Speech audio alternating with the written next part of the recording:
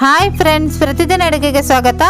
ನಾನು ಇವತ್ತು ಡಾಬಾ ಸ್ಟೈಲ್ನಲ್ಲಿ ಪಾಲಕ್ ದಾಲ್ ಮಾಡ್ತಾ ಇದ್ದೀನಿ. 1 ಕಪ್ ತೊಗರಿಬೇಳೆ ತೊಗೊಂಡಿದ್ದೀನಿ, ಒಂದು ಅರ್ಧ ಕಪ್ ಹೆಸರುಬೇಳೆ, 2 ಬೇಳೆನ ಚೆನ್ನಾಗಿ ತೊಳೆದು ಕುಕ್ಕರ್ನಲ್ಲಿ ಹಾಕ್ತಾ ಇದ್ದೀನಿ. 1-2 ಕಪ್ ನೀರನ್ನ ಹಾಕ್ತಾ ಇದ್ದೀನಿ. ಒಂದು 1/4 ಟೀ ಸ್ಪೂನ್ ಅಷ್ಟು, 1 ಟೀ ಸ್ಪೂನ್ ಅಷ್ಟು ಕುಕ್ಕಿಂಗ್ ಆಯಿಲ್ನ ಹಾಕಿ ಮುಚ್ಚಳ ಮುಚ್ಚಿ ಮೀಡಿಯಮ್ ಉರಿಯಲ್ಲಿ 2ರಿಂದ 3 ಸೀಟಿಗೆ ಬೇಳೆ ಬೇಕಿಡಿ.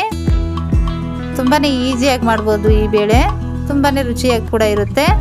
ನೋಡಿ, 2ರಿಂದ 3 ಸೀಟಿ ಆಗಿ ಗಾಳಿ ಕೂಡ ಹೋಗಿದೆ, ಬೇಳೆ ಚೆನ್ನಾಗಿ ಬೆಂದಿದೆ. ಇವಾಗ ಇದನ್ನ ಮ್ಯಾಶ್ ಮಾಡ್ಕೊಳ್ಳಿ. ಜಾಸ್ತಿ ನೈಸಾಗಿ ಮ್ಯಾಶ್ ಮಾಡಬೇಡಿ, ಸ್ವಲ್ಪ ದಪ್ಪ ಇರಬೇಕು. ನೋಡಿ, ಈ ಥರ ಮ್ಯಾಶ್ ಮಾಡ್ಕೊಂಡಿದ್ದೀನಿ. ನಂತರ ಒಂದು ಕಡಾಯಿ ಬಿಸಿಟ್ಟಿದ್ದೀನಿ, 1-2 ಚಮಚದಷ್ಟು ಕುಕ್ಕಿಂಗ್ ಆಯಿಲ್ ಹಾಕಿದ್ದೀನಿ. ಎಣ್ಣೆ ಬಿಸಿ ಆದ ನಂತರ 1/4 ಟೀ ಸ್ಪೂನ್ ಜೀರಿಗೆನ ಹಾಕಿ, 1 ಟೀ ಸ್ಪೂನ್ ಬೆಳ್ಳುಳ್ಳಿ, 1 ಟೀ ಸ್ಪೂನ್ ಶುಂಠಿ ನೈಸಾಗಿ ಕಟ್ ಮಾಡಿರೋದನ್ನ ಹಾಕಿ ಒಂದು ಸ್ವಲ್ಪ ಫ್ರೈ ಮಾಡ್ಕೊಳ್ಳಿ.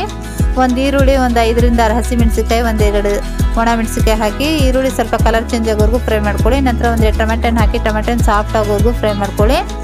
ನಂತರ 1 ಟೀ ಸ್ಪೂನ್ ಖಾರ ಪುಡಿ, 1 ಟೀ ಸ್ಪೂನ್ ಧನಿಯಾ powder, 1 tea spoon garam masala, 1/4 tea spoon ಅರಿಶಿನ ಹಾಕಿ 1 ನಿಮಿಷ ಫ್ರೈ ಮಾಡ್ಕೊಳ್ಳಿ.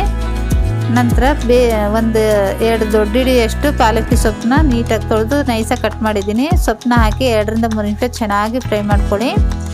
ಸೊಪ್ಪು ಸ್ವಲ್ಪ ಸಾಫ್ಟ್ ಆಗಬೇಕು, ಚೆನ್ನಾಗಿ ಬೇಯಬೇಕು. ನೋಡಿ, 2ರಿಂದ 3 ನಿಮಿಷ ಚೆನ್ನಾಗಿ ಎಣ್ಣೆಯಲ್ಲೇ ಫ್ರೈ ಮಾಡ್ಕೊಂಡಿದ್ದೀನಿ.